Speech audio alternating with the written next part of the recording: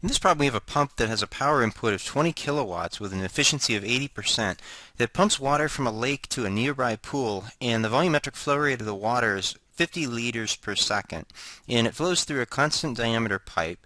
And the idea is that the pool is 25 meters above that of the lake, and you're given the density, and we're trying to determine the mechanical power used to overcome any viscous effects in the piping. So the first step in most any problem is to draw an appropriate diagram. So in this case, that pump will pump water up from a reservoir or a lake. And I'll draw the pump at some intermediate location, and I'll draw a line or a flow path from the lake into the pump.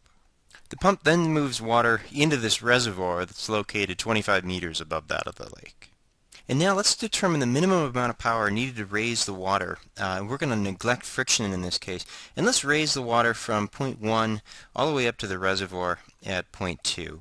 And the pump is adding, it's only adding potential energy to the water. The kinetic energy at locations 1 and 2 are both the same. And the only thing it's adding is potential energy, this 25 meters above the lake. So it's adding, let's just do the general mechanical energy balance equation.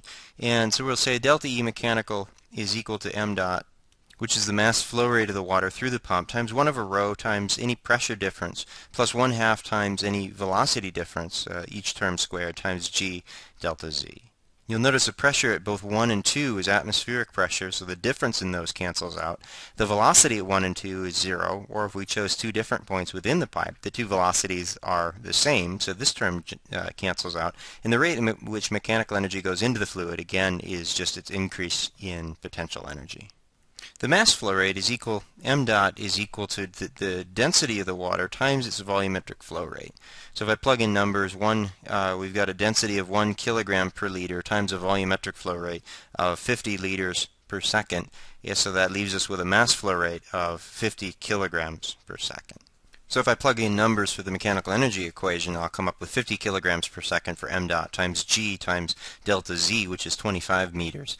And that comes up, I come up with 12,250 watts. And this is the power that has to go into the fluid from the pump. So step 3 then, let's determine the rate at which mechanical energy was actually added to the water. And I call this delta E dot with the subscript mechanical, comma, actual. And that's equal to the efficiency of the shaft multiplied by the rate at which shaft work went into it.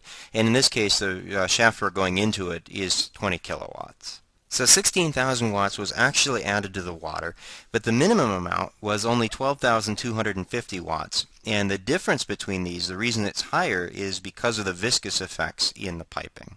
So here I've got the rate at which mechanical energy was lost due to friction is the actual mechanical energy added to the fluid, minus the mechanical energy, the minimum amount that had to have been added to the fluid. So I come up with 16 kilowatts minus 12.25 kilowatts, and that equals 3.75 kilowatts.